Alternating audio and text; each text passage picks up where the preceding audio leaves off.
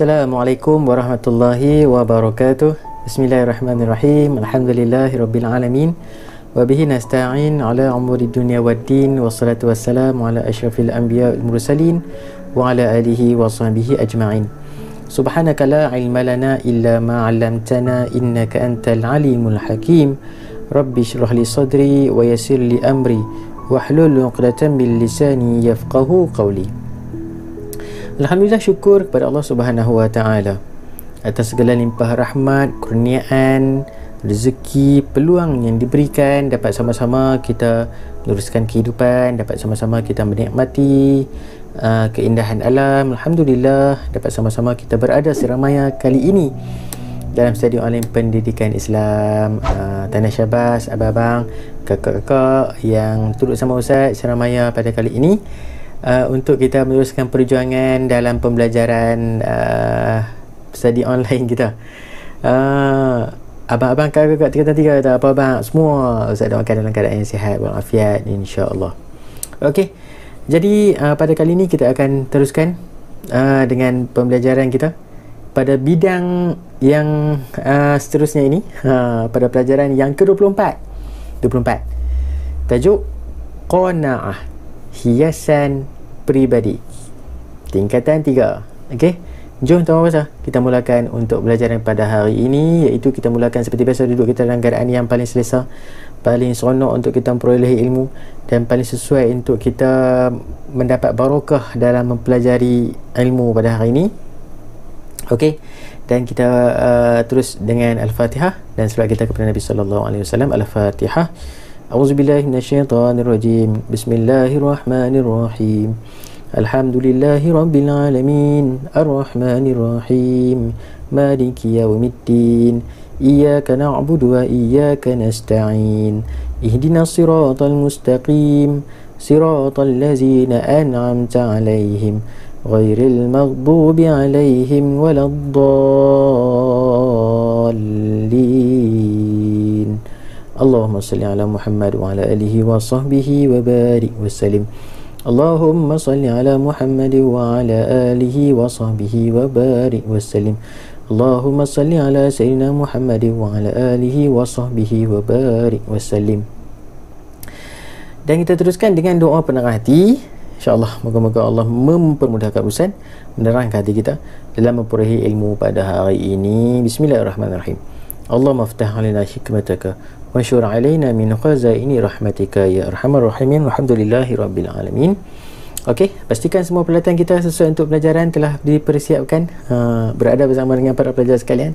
Buku teks, buku kerja, buku nota, buku tulis, pen pensel kertas kita, dan ikhlaskan hati untuk belajar. Fokus untuk pelajaran pada hari ini bidang akhlak Islamiah.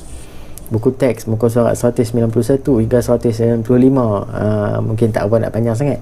Dan begitu, tajuk ini adalah salah satu tajuk yang penting untuk kita ambil berat dan untuk kita amalkan dalam kehidupan kita.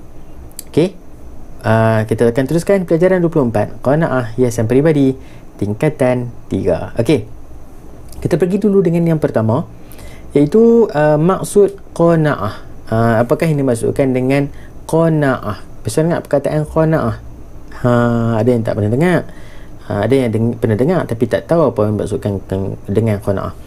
Okay, jadi pada kali ini kita nak bicarakan tentang qanaah. Apa yang dimaksudkan dengan qanaah dari sudut bahasa, iaitu redha. Tanpa redamu aku sakit. Kan? Pernah dengar lagu tu kan? Redha ni ialah di sudut bahasa berserah, kan, terima apa jua ketentuan, kan, tanpa banyak soal. Itu yang dimaksudkan dengan redha, tanpa mengeluh, redha. Kemudian qanaah dari sudut istilah, apa yang dimaksudkan dengan qanaah, iaitulah berasa cukup dan redha dengan nikmat kurniaan Allah Subhanahu wa taala. Maknanya qanaah ini pendek kata ialah berasa cukup. Nak pendek lagi, redha. Jadi qanaah ni disifatkan dalam diri kita, apa yang Allah beri itu yang terbaik kepada kita. Apa yang Allah dah tentukan, mungkin kita tak berapa nak suka dengan apa yang telah diberikan oleh Allah, namun itulah yang paling sesuai untuk kita perolehi, dan semuanya ada hikmah di sebaliknya. Itu maksud berasa cukup dan redha dengan nikmat kurniaan Allah kepada kita. Okey, kita pergi kepada yang kedua, dalil naqli. Dalil naqli sifat qanaah. Yang pertama iaitu kita tengok dalam satu hadis Nabi sallallahu alaihi wasallam. Abdullah bin Amru radhiyallahu anhu meriwayatkan bahawa Rasulullah sallallahu alaihi wasallam bersabda, "Qad aflaha man aslama wa ruziqa kafafa wa qanna'ahu Allah Ta'ala bima atah." Riwayat Muslim. Yang bermaksud, sesungguhnya berjayalah orang yang memeluk Islam dan dikurniakan rezeki yang mencukupi, dan Allah Subhanahu wa taala menjadikannya redha dengan nikmat pemberiannya. Abang-abang, kakak-kakak, Nabi SAW telah menceritakan kepada kita ciri orang yang berjaya ialah yang pertama, Islam. Siapa? Kita.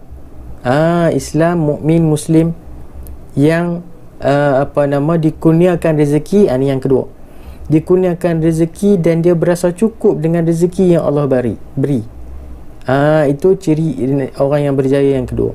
Dan yang ketiga, ciri orang yang berjaya ini dia menjadikan apa yang Allah beri kepadanya itu dia redha. Dia tidak mengeluh, dia tidak mengungkit, dia tidak rasa kecewa, dia tidak rasa marah, tak rasa seronok. Dia tidak rasa tidak seronok dengan nikmat Allah yang diberikan kepadanya. Jadi ini tiga ciri orang yang berjaya dalam sudut hadis Nabi ini. Islam, rasa cukup dengan apa yang ada, dan dia redha dengan apa yang Allah beri kepadanya. Itu insya-Allah ada pada diri kita. Yang pertama. Yang kedua, kita tengok pula hadis Nabi sallallahu alaihi wasallam. Abu Hurairah radhiyallahu anhu meriwayatkan bahawa Rasulullah sallallahu alaihi wasallam bersabda, "Laisal ghina an kasratil 'aradi, walakinnal ghina ghinan nafsi." Muttafaqun alaih. Nabi kata apa?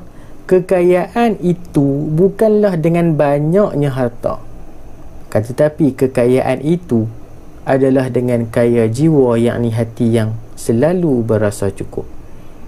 Abang, kakak-kakak, Nabi sebutkan kita selalu kita duk kata orang yang kaya apabila kita lihat orang tu ada harta.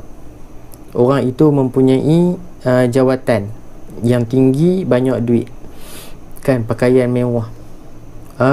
Itu yang disifatkan oleh kita sebagai orang yang kaya.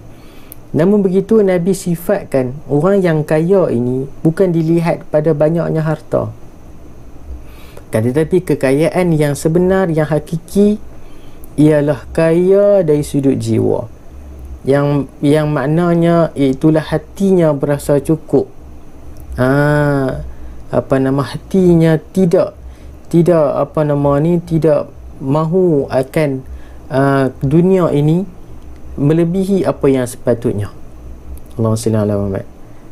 Sebab itu kita kena terapkan dalam diri kita untuk menjadi orang yang kaya, bukan atas kapasiti harta kita, akan tetapi kaya kita nak kaya jiwa, kaya dari sudut pahala, kaya kita hati yang rasa cukup dengan apa yang ada.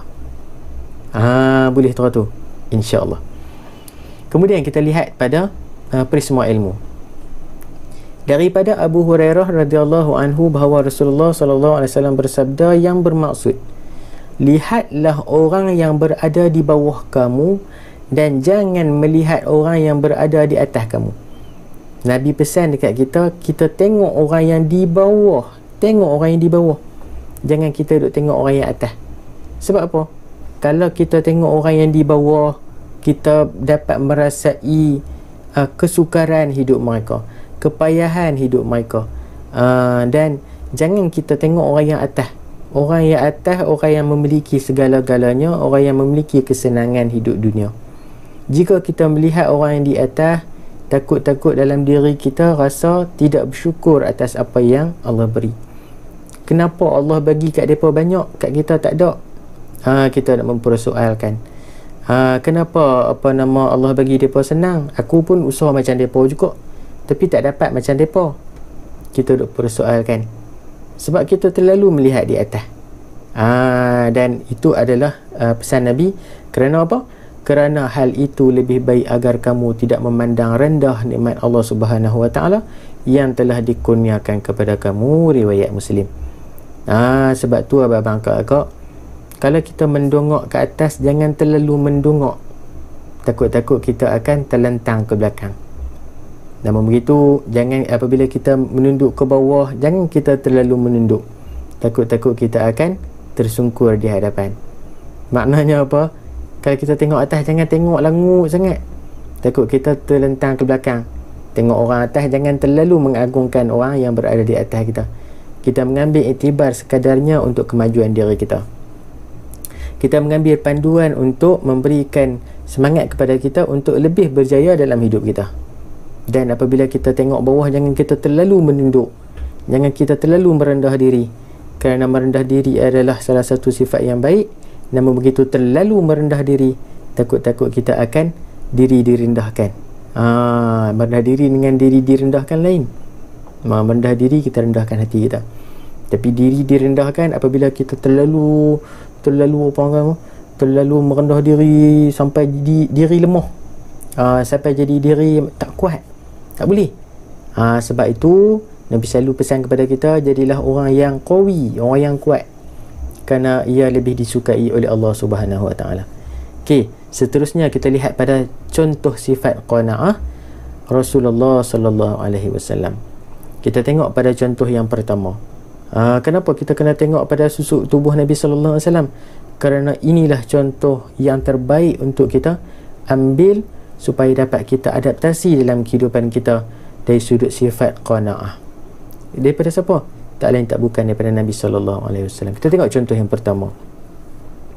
Sayyidina Umar bin Al-Khattab radhiyallahu anhu pernah menemui Nabi sallallahu alaihi wasallam ketika baginda sallallahu alaihi wasallam sedang berbaring di atas tikar daun tanpa beralaskan apa-apa hingga berbekas badan baginda.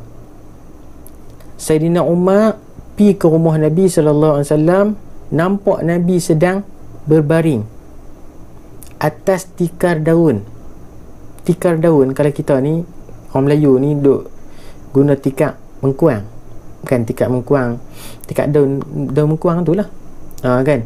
Bila kita tidur keras, tak ada alas, tak ada apa nama ni, selimut ke tilam ke, tak ada. Kan? Bila Nabi tidur, nampak bekas pada badan Nabi sallallahu alaihi wasallam. Allahumma salli ala Muhammad. Bila Sayyidina Umar nampak, Sayyidina Umar menangis. Sayyidina Umar riau, teriak. Tengok keadaan Rasulullah sallallahu alaihi wasallam.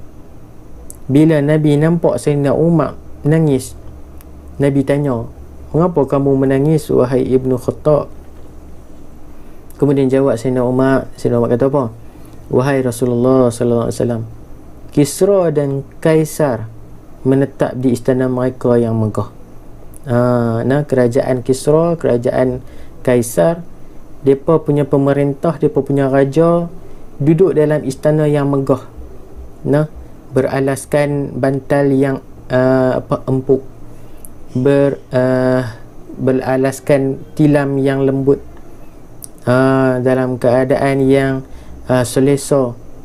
Akan tetapi kekasih Allah, qalilullah, Nabi SAW dalam keadaan sebegini, dalam keadaan yang Nabi tidur atas tikar daun, tak ada alas apa-apa, sampai nampak bekas pada badan Nabi SAW. Sayyidina Umar tanya, "Adakah begini keadaanmu, wahai Rasulullah?" Lantas baginda SAW menjawab, tidakkah engkau redha bagi mereka dunia dan bagi kita akhirat? Nabi SAW tanya kepada Sayyidina Umar, hang tak mau ke akhirat? Tak apalah mereka dapat dunia, tak apa. Kita, tujuan kita adalah akhirat. Ni untuk kita, Allah SWT abang kat kau. Nah, Nabi tunjukkan kepada kita betapa dunia ini hanyalah sementara. Dunia ini hanyalah perkara yang perlu untuk kita tidak terlalu fokus. Kerana yang perlu untuk difokuskan ialah akhirat yang lebih utama. Jadi abang kakak, ini keadaan Nabi sallallahu alaihi wasallam. Sifat qanaah Nabi cukup dengan apa yang ada, yang mana adalah lebih dipentingkan redha Allah Subhanahu wa taala. Contoh yang pertama. Nah, kemudian kita tengok prisma ilmu. Allah Subhanahu wa taala berfirman dalam menyatakan sifat ibadur rahman. Ibadur rahman ni ialah sifat hamba Allah yang maha pemurah. Allah sebutkan dalam surah Al-Furqan ayat ke-67. Allah sebutkan, a'udzubillahi minasyaitonirrajim.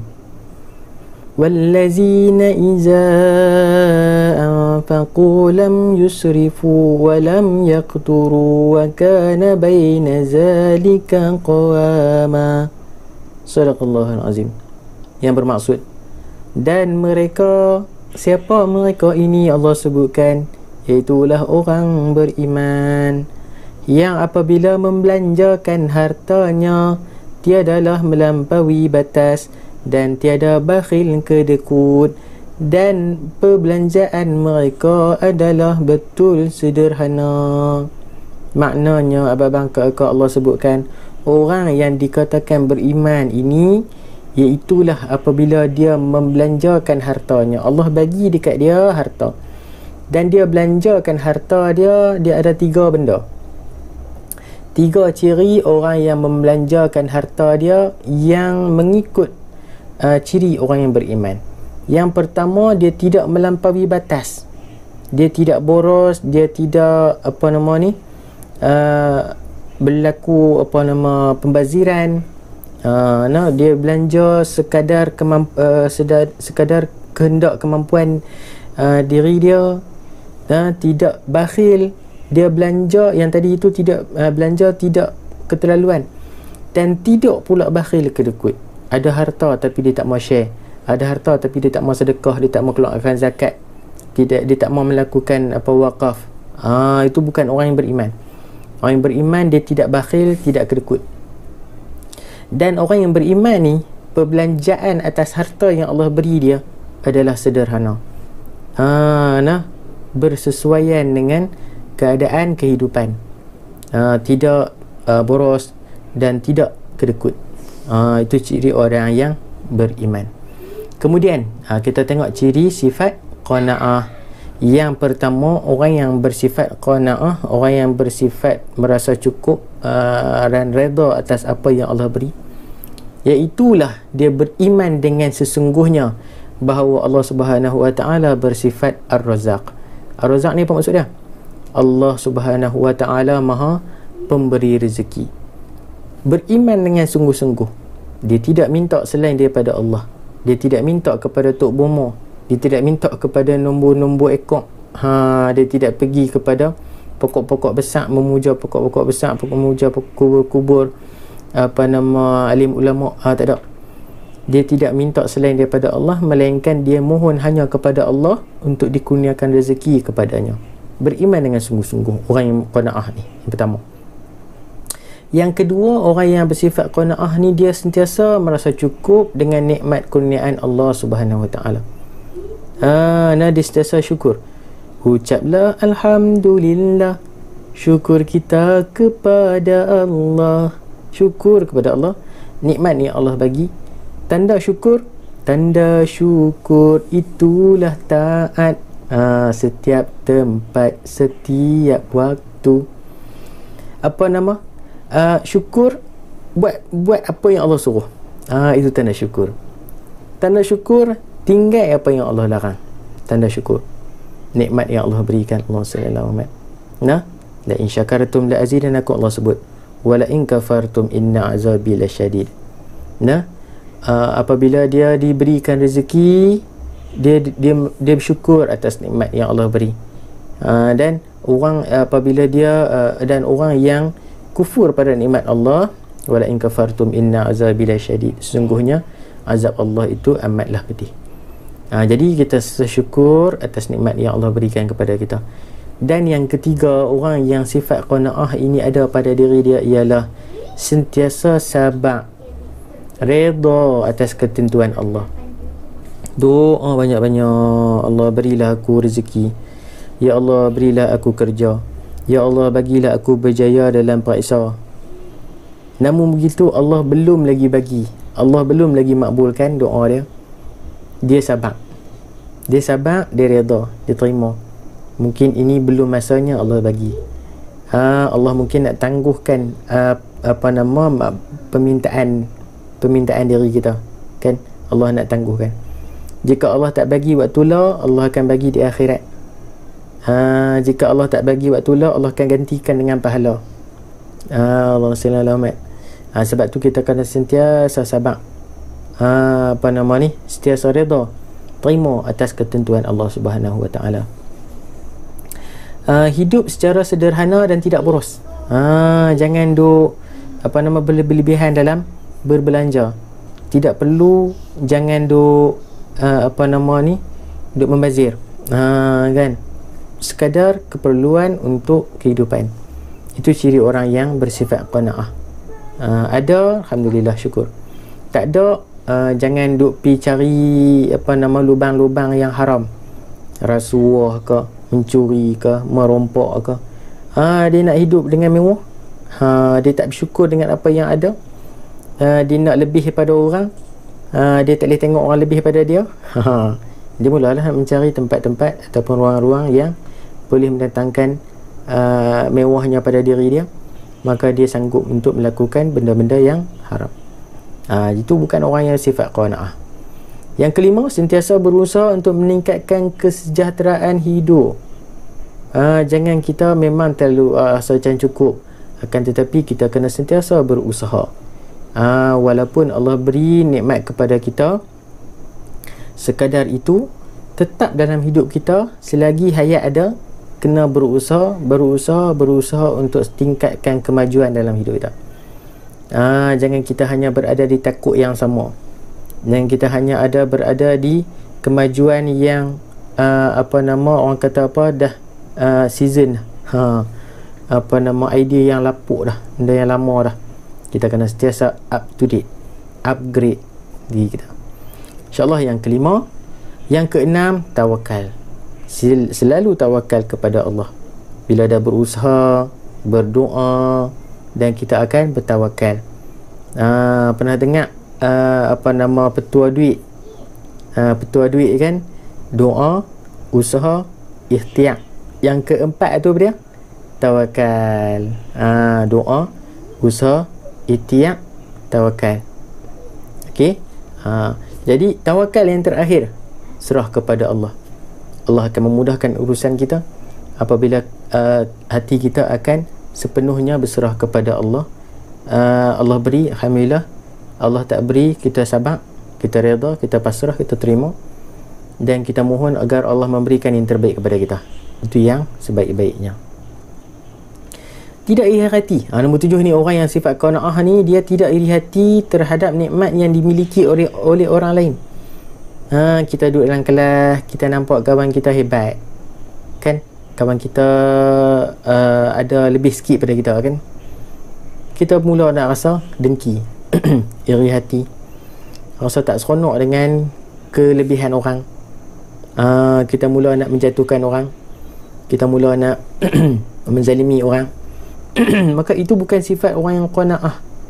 Orang yang qanaah ni, dia tengok kemajuan orang, dia tengok kelebihan orang, dan dia cuba follow untuk memajukan diri dia sendiri. Dia cuba untuk ambil panduan orang yang dah maju, untuk menjadikan motivasi pada diri dia untuk lebih berjaya di masa hadapan. Itu orang yang qanaah. Usaha tadi tu, nombor 5 tu, untuk meningkatkan kesejahteraan hidup. Boleh? Nombor 7. Ini antara ciri sifat qanaah yang boleh kita amalkan dalam hidup kita. Jika ada sifat ini dalam diri kita, insya-Allah kita tergolong dalam orang yang merasa cukup dengan apa yang ada dan sentiasa serah kepada Allah Subhanahu Wa Taala. Okey, peristiwa ilmu qanaah Rasulullah sallallahu alaihi wasallam. Kita tengok Nabi sallallahu alaihi wasallam mampu untuk menjadi kaya. Nombor 1 tu, baginda mampu untuk menjadi kaya, tapi baginda tak mahu. Apa bukti dia?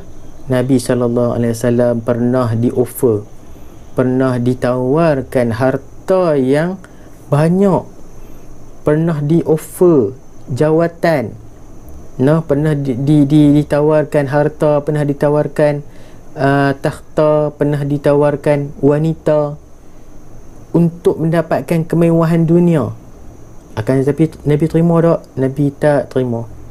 Semuanya itu hanyalah mainan dunia, yang hanya sementara. Nabi tunjuk contoh kepada kita bahawa semuanya itu adalah tidak merupakan satu kepentingan bagi seorang mukmin yang sejati. Itu bukan fokus kita, itu bukan hala tuju kita. Bukan nak jadi kaya dunia abang kakak, kita nak jadi orang yang kaya di akhirat. Jadi Nabi ni bersifat qanaah, dan kita boleh nak contohi sifat Nabi melalui sifat qanaah Nabi ini. Yang pertama. Yang kedua, baginda sentiasa mendidik anggota keluarga baginda agar bersifat qanaah. Bukan sekadar pada diri Nabi bersifat qanaah, bahkan pada diri keluarga Nabi sendiri juga Nabi terapkan sifat qanaah. Contohnya apa? Apabila sahabat bertanya kepada Sayyidatina Aisyah, apakah yang ada di dalam rumahmu wahai Aisyah? Maka Aisyah pun berkata, dalam rumah kami hanya ada 2 benda hitam, iaitu kurma dan air. Maknanya 2 benda yang ada dalam rumah Sayyidatina Aisyah bersama dengan Rasulullah sallallahu alaihi wasallam hanyalah makanan berbentuk kurma dan juga air. Sampaikan apabila sahabat Nabi pergi ke rumah baginda Nabi sallallahu alaihi wasallam, Nabi tak ada benda-benda mewah yang boleh dijamu kepada sahabat Nabi, melainkan hanya air sahaja. Allahumma salli ala Muhammad. Itu ciri sifat qanaah yang Nabi juga terapkan dalam keluarga baginda. Nabi sendiri pernah ikat perut. Nabi sendiri pernah berpuasa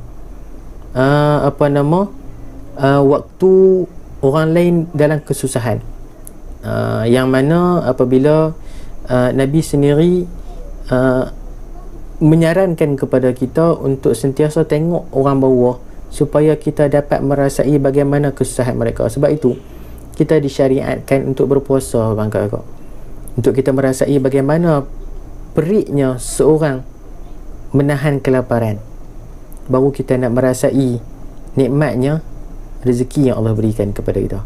Allah SWT. Yang ketiga, baginda sentiasa mengutamakan kepentingan orang lain berbanding dengan diri dan keluarga baginda. Nabi sendiri apabila nampak orang yang lebih susah, Nabi sanggup untuk mengorbankan kepentingan diri, mengorbankan kepentingan keluarga Nabi, dan Nabi berikan kelebihan itu kepada orang lain. Allah SWT. Dan nampak pada diri Nabi SAW, pakaian Nabi pun Allah SWT, Nabi sendiri yang jahit. Tak ada, kalau koyak sikit Nabi beli baru, tak ada. Selagi mana boleh guna, Nabi guna. Sebab itu abang kakak, perlulah untuk kita sentiasa menerapkan sifat qanaah dalam diri kita sebagaimana Nabi tunjuk contoh kepada kita. InsyaAllah kita akan jadi seorang mukmin yang berjaya dunia akhirat. Okey, salah faham terhadap tentang sifat qanaah. Yang pertama, tidak berderma atau bersedekah dengan alasan belum jadi kaya.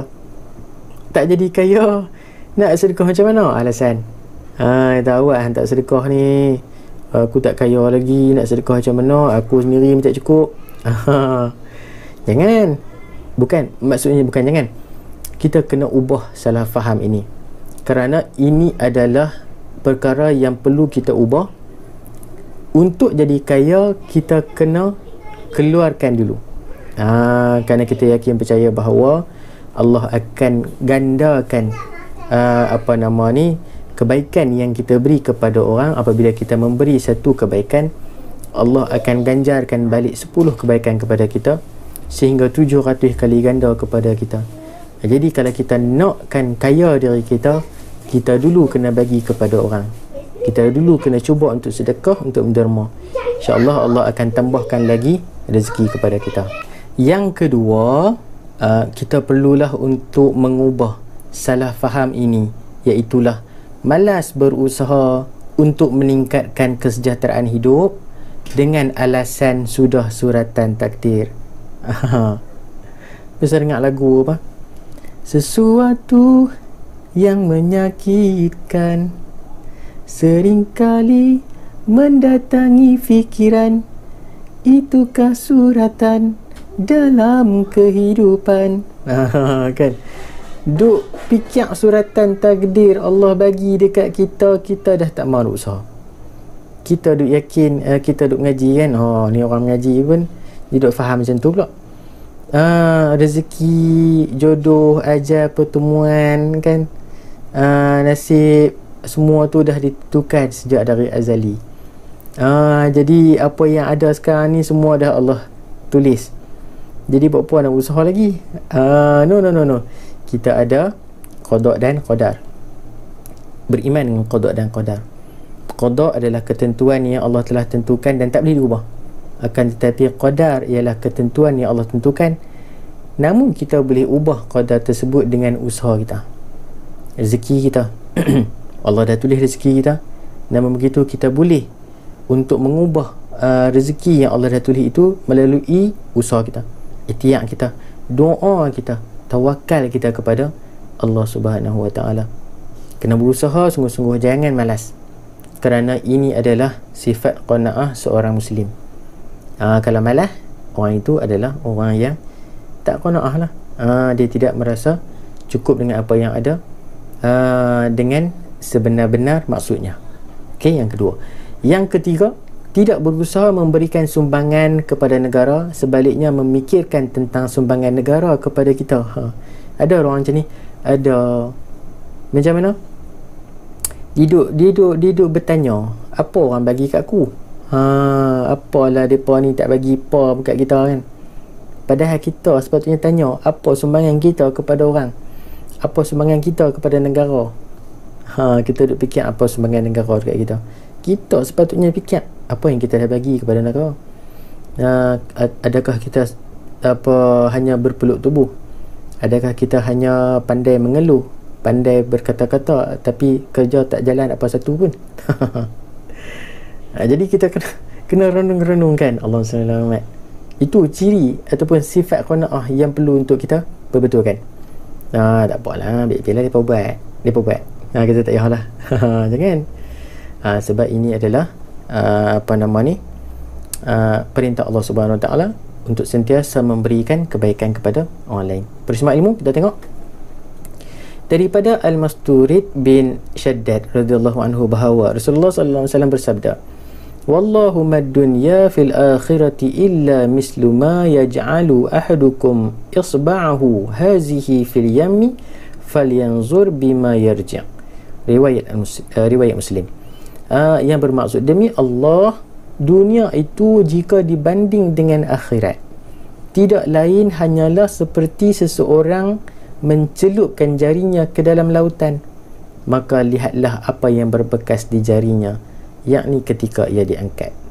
Nabi nak umpamakan dunia ini dengan akhirat seperti seseorang yang duduk di lautan. Duduk di tepi lautan ke, duduk tepi pantai kan, celup jari dia dalam lautan 7 lautan ini, pi satu saja, celup lautan, celup ayak dalam jari kita dalam ayak laut tu, angkat, celup angkat, yang ada di bekas ni, yang ada di bekas itulah dunia. Sikit sangat dunia ni yang kita nak kejar ni, sikit sangat dunia yang kita duk pulun sangat ni. walhal akhirat yang lebih luas, akhirat yang lebih aula, lebih penting untuk kita kejar, tapi kita tak nampak. Allah SWT untuk Ustaz juga lah sebenarnya kan. Allah SWT. Jadi ini pesan Nabi kepada kita. Janganlah kita kejar dunia sangat kan. Cukuplah sekadar apa yang ada. Ni tak cukup, duk pergi tambah dengan cara yang haram lagi pula. Allah SWT. Itu yang kita takut. Okey, seterusnya kita tengok hikmah bersifat qanaah. Bila kita bersifat cukup apa yang ada, redha apa yang Allah berikan, maka kita akan dapat yang pertama, hidup menjadi tenang dan tenteram. Nak tak hidup kita tenang dan tenteram? Nak. Maka amalkan sifat qanaah. Al-Imam Al-Ghazali berkata, orang yang paling banyak berduka, orang yang paling banyak sedih, bukan orang yang tengok cerita Korea, bukan yang orang tengok cerita Hindustan. Tak, saja nak silik-silik. Ialah orang yang ditimpa penyakit dengki, bukan penyakit apa darah tinggi kan, kencing manis ke, sakit jantung ke. Tak. Tapi apa yang disebutkan oleh Al-Imam Al-Ghazali ini ialah dari sudut amalan kita lah. Amalan kita. Orang yang paling banyak sedihnya, orang yang paling banyak dukanya ialah orang yang dalam diri dia ada penyakit dengki, ada yang penyakit iri, ada yang penyakit dendam, tak suka, tak boleh tengok orang lebih sikit pada kita. Dia mula nak rasa tak selesa, tak seronok. Dia mula nak bawa cerita-cerita yang fitnah. Itu orang yang dalam hati dia tu, ataupun orang yang banyak duka dalam hidup dia. Betul tak? Betul kan? Allah SWT. Dan orang yang paling tenang, ada yang paling tenang, lawan kepada duka tadi, nak dapat tenang ni, hidup dia, ialah mereka yang mempunyai sifat qanaah. Cukup apa yang ada cukup, tak hidup kejar sangat. Tak hidup pulun sangat. Bila pulun dia jadi lagu tu, dia nak dengki, dia nak iri hati, dia nak mula menjatuhkan orang. Itulah orang yang paling berduka. Jadi ada sifat qanaah, insya-Allah akan dapat hati yang tenang, hati yang tenteram. Daripada kita rujuk dalam kitab Ihya Ulumuddin. Yang kedua, kemuliaan diri terpelihara. Kita ni ada kemuliaan diri. Jadi kita amalkan sifat qanaah, kemuliaan kita akan terpelihara. Sebagaimana malaikat Jibril AS pernah berkata, wahai Muhammad, kehormatan seseorang mukmin terletak pada solat malam, dan kemuliaannya terletak pada ketidakbergantungannya kepada manusia. Malaikat Jibril berkata kepada Nabi Muhammad SAW, kehormatan seorang mukmin ini letaknya pada qiyamul lailnya, bangunnya dia di sepertiga malam beribadah kepada Allah. Dan mulianya seorang itu adalah ketidakbergantungan dia kepada manusia. Dia tidak meminta-minta kepada manusia. Dia tidak melutut di depan manusia, duk pi minta macam-macam dekat manusia. Bila orang yang suka meminta-minta kepada manusia ni, sebenarnya dia sedang menjatuhkan kemuliaan maruah diri dia. Jadi mintalah kepada Allah Subhanahu Wa Taala, kerana sebenar-benar pemberi nikmat adalah Allah Subhanahu Wa Taala. Al-Mustadrak lil Hakim, hadis sahih. Okey, kemudian yang ketiga iaitu memupuk sifat sabar dan syukur.